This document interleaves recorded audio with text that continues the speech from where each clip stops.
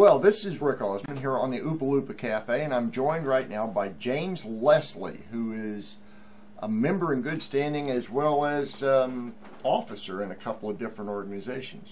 Would that be an accurate thing to say, James? Well, no, I think so. I'm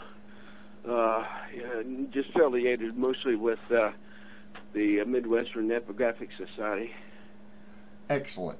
Midwestern Epigraphic Society, headquartered in Columbus, Ohio. Right, right. And you have a spring, you call it a conference, right? Yeah, we call it a symposium, and it's, you know, it's all the same. Excellent. So it's coming up May 31st through June the 2nd. Yeah, that's right. That's the weekend. And so yeah, it starts at noontime on Friday. That's the 31st of May, and all day Saturday, and then Sunday, June the 2nd, is an optional day for visiting the sites in the Columbus area, Ohio area, basically, of the various earthworks. Excellent. Now, there's a long list of speakers set up for this, and I'm on that list, but I'm one of the latecomers and probably one of the lesser known ones. But why don't you tell us some of the folks who are actually going to be speaking there?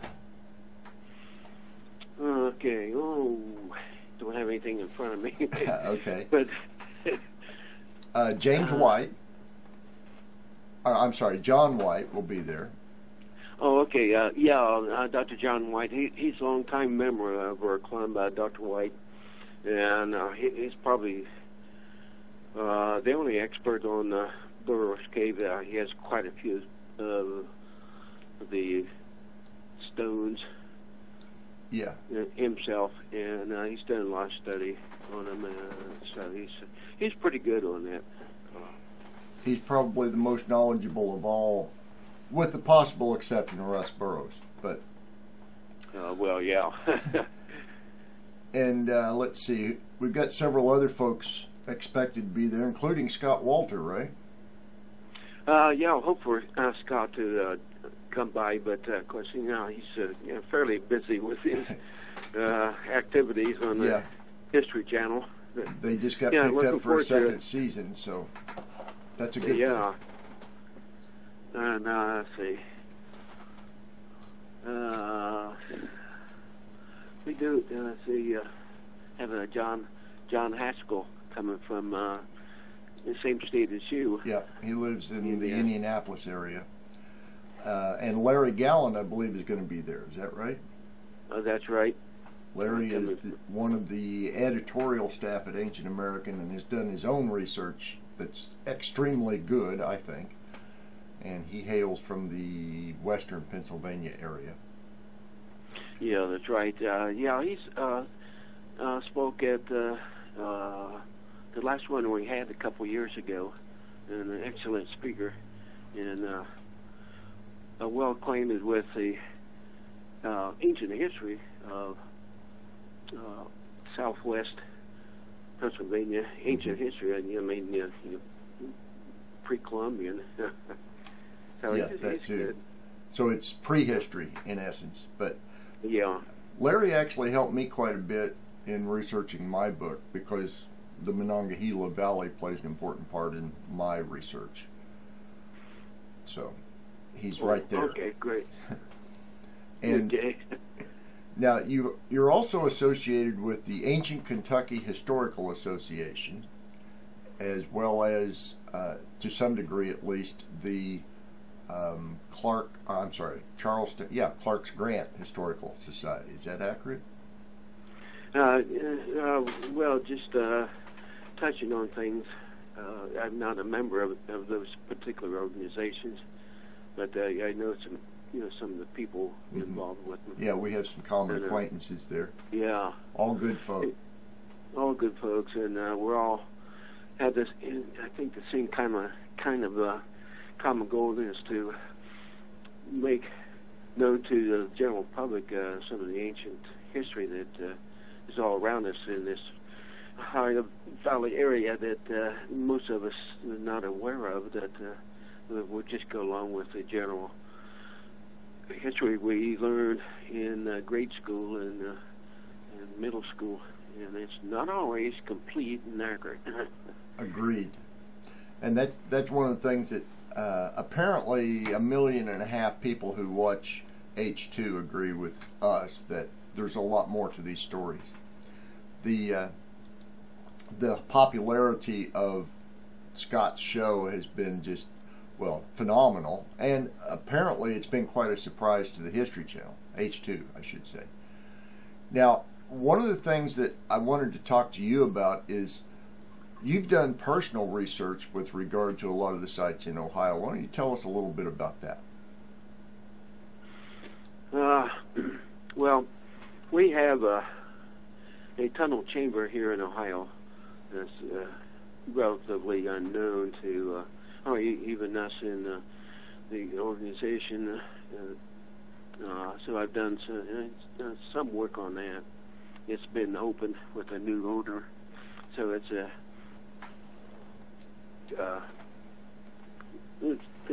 similar to the tunnel chambers on New England coast, and there is one, a better one really, in Western Pennsylvania.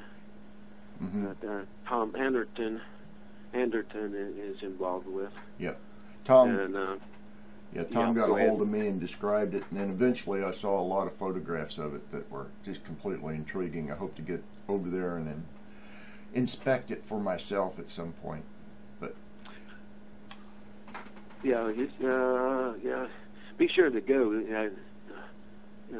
because it's once you can slide in there into it.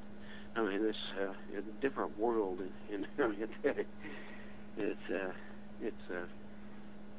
constructed very well. Somebody put a lot of work into it. Yes.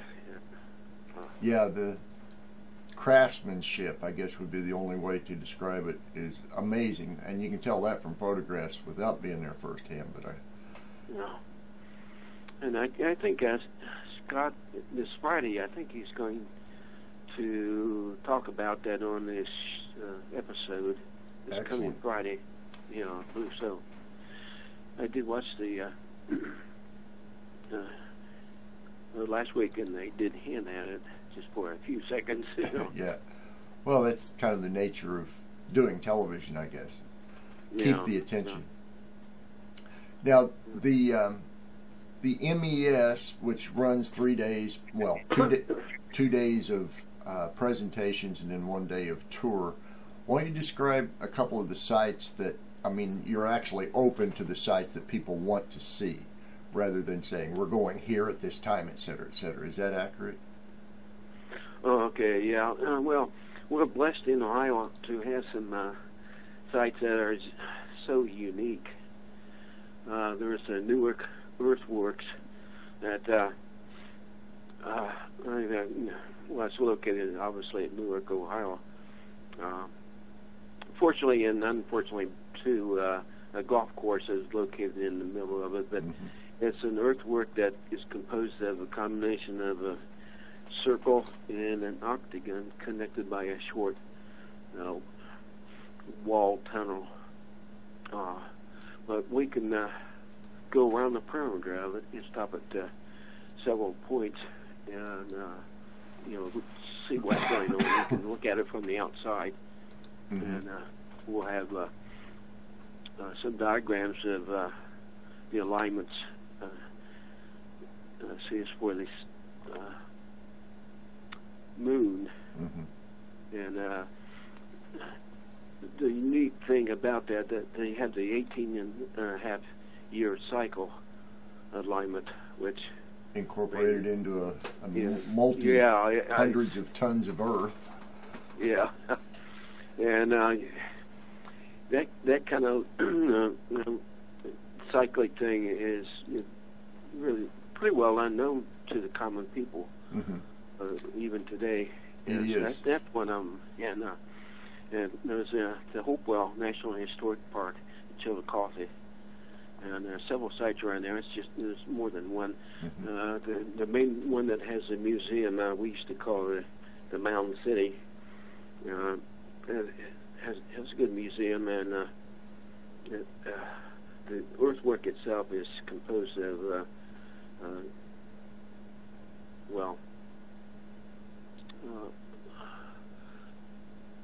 lots of different kinds of mounds, different shapes enclosed in the earth wall, and right up on the western side of the Scioto River. Mm-hmm. And on the eastern side, not too far away, we're not going to go there, is remains of a similar one. And the one that across from the Hopewell, or the Mound City, had one time been connected to the Newark earthworks by a walled road. Mm-hmm. I don't know how many miles now. Oh, it's long, but the Hopewell Road is made famous, I guess, by Brad Lepper, but other people seem to have been aware of it. Yeah, it was known in the archaeological community, and Brad kind of made it more popular or known to the rest of us. Mm-hmm. And he did excellent work on it. And of course, the big prize, I think, in Ohio is the Serpent Mound. It is. Over towards Cincinnati. And go ahead. Yeah, it's an amazing place. Ross Hamilton and Jeff have done some great work there, as well as a whole bunch of other people. But there are, at one time, there were as many as 15,000 mounds in Ohio, and today you can barely discern about 500 of them. Most of them have been plowed down or dug completely out. One of the things that has fascinated me is the interconnection, not just of sites, but also of cultures, because you have a mixture of Adena and Hopewell cultures, and there's never been, up until very recently, there has never been a clear continuation from Adena into Hopewell. And in fact, that continuation, as attested right now, is not even in Ohio, but there is one now. So, do you, and Mississippian as well, in at least in western Ohio, on the Ohio River. But the Seat Mound, as well as Spruce Hill, some of the other sites have anomalies, I guess would be one of the best ways to state it. Spruce Hill had iron furnaces, as well as some other features. Do you know much about that, Jim?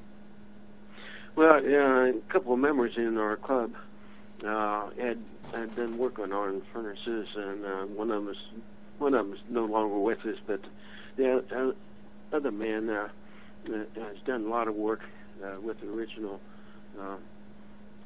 men that explored them. But Site Mound is it has been taken over by the archaeological, local conservancy and nature conservancy. So you can't get in there, but you have to, you can't just go in. You have to make arrangements. Mm-hmm. Yeah, it was open to the public just 3 or 4 years ago. Yeah, and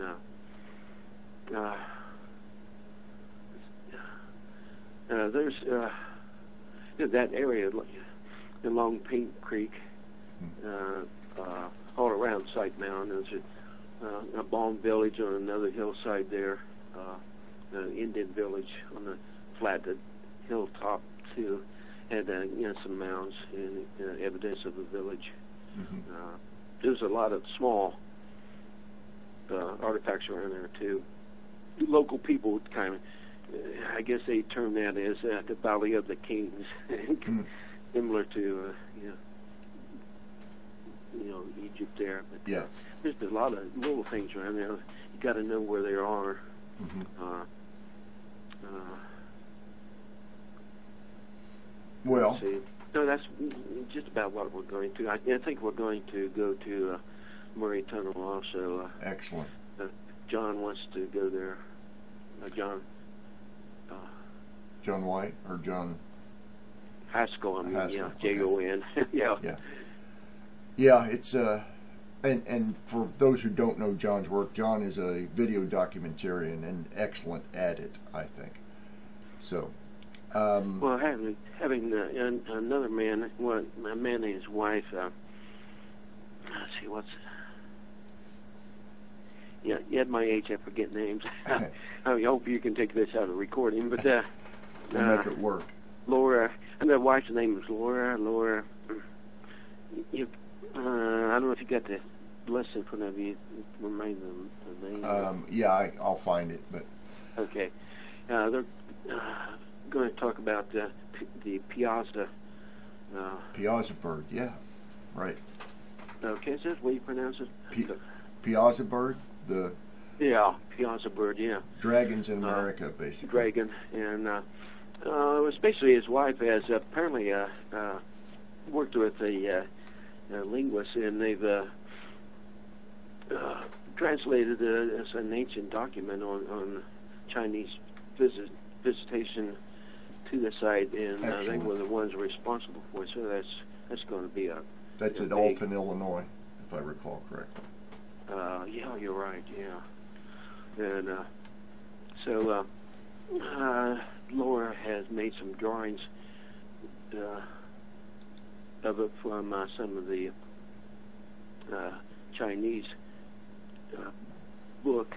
Cool. On it, and so I was going to try to use that on our program and also on our name tag. Excellent. But, so no shortage of activities and presentations coming up for the end of May and 1st of June.